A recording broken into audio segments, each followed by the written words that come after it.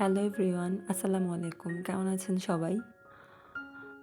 আজকে হচ্ছে আমার পেজে আমি একটা ফার্স্ট ব্লগ আপলোড করব। ব্লগ না, এটা হচ্ছে বলবো আমার ফ্যামিলির কিছু মোমেন্ট। তো আমি আমার এই পেজটা হচ্ছে শখের, আমি আমার মুহূর্তগুলো শেয়ার করি। তো ভাবলাম আপনাদের সাথে এই ছোট্ট ভিডিওটাও শেয়ার করি।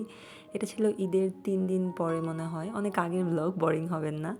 তো হচ্ছে আমরা সবাই মিলে আমার মেজো খালামণির বাসায় গেলাম। ঢাকা শহর রাস্তা অনেক ফাঁকা ছিল ঈদের পরে, এইটাই মজা। যখন কেউ থাকে না রাস্তায়, খুব কম মানুষ, সবাই গ্রামে চলে যায়। তো সেখান থেকে সব কাজিনরা আন্টিরা মিলে আমরা ৩০০ ফিটে গেলাম।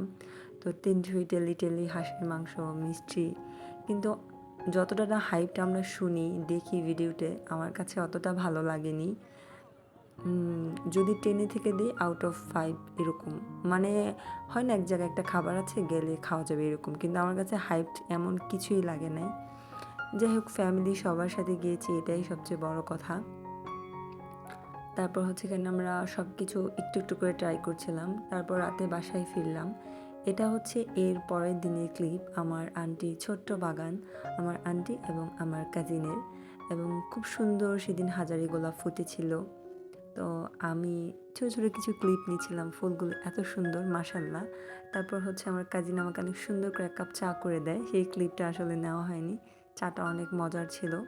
তো আন্টির বাগানটা আমি ঘুরে ঘুরে দেখছিলাম আর ভাবছিলাম যে এবার ঈদে আসলে দূরে কোথাও যেই নেই, ফ্যামিলির সাথে সময় কাটাতে আসলাম, জিনিসটা ভালো লাগলো। আসলে ঈদের পরের ছুটিটা ফ্যামিলির সাথে সময় কাটানোই উচিত। যাই হোক, তারপর হচ্ছে কিচেনে আসলাম, দেখলাম নাস্তা টাস্তা শেষ করে আন্টি আমাদের জন্য হচ্ছে কাচ্চি বিরিয়ানি করতেছে। বরাবর মেজো আন্টির হাতের রান্না অনেক মজা মাশাল্লাহ। তো আন্টি হচ্ছে বাসমতি চাল দিয়ে রান্না করতেছিল, আমি ওনার কাছ থেকে টিপস অ্যান্ড ট্রিক্স শিখতেছিলাম কীভাবে ঝরঝরা হয়, কীভাবে ভালো হয়। তারপর হচ্ছে এখানে উনি চিকেনটা হচ্ছে কষাচ্ছিল। মাশাল্লাহ, আমার এখন মনে পড়তেছে অ্যাম্বিয়েন্সটা খুব ভালো ছিল, ফ্লেভারটা। আমার ভিডিও কিংবা ছবিতে যদি কোনো ভুল ত্রুটি হয় অবশ্যই আপনারা ক্ষমা চোখে নেবেন। আমি আসলে এরকম প্রফেশনাল কোনো ব্লগার না, তো যতটুকু টুকটাক শেয়ার করতেছি, ভালো লাগে মুহূর্তগুলো, এটাই। কেমন লাগলো কিংবা কেমন ভিডিও দেখতে চান জানাবেন। তারপর হচ্ছে আন্টি রান্না শেষ করতে করতে আমরা একটু বাহিরে বের হলাম টুকটাক শপিংয়ের জন্য। আমি আমার বাসার জন্য পর্দা নিব। তো এখানে আমার হাসব্যান্ড আমাকে ললি এনে দিচ্ছিল, যেটা আমার খুবই খুবই পছন্দ। তা আমার কাজিনকে আমি দেখাচ্ছিলাম, সে খুবই টায়ার্ড ছিল। তারপর হচ্ছে আমরা এখানে অনেকগুলো পর্দার দোকান ঘুরতেছিলাম, কোনটা ভালো হবে।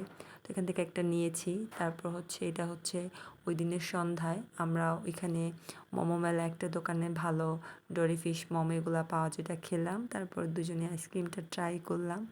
এই ম্যাঙ্গো আইসক্রিমটা আমি ফার্স্ট টাইম ট্রাই করেছি, আমার কাছে অত ভালো লাগেনি। আর রাতে আমাদের এরকম একটু খাওয়া দাওয়া হাঁটাহাঁটি করতে ভালো লাগে। তো ভিডিওটি শেষ পর্যন্ত দেখার জন্য থ্যাংক ইউ।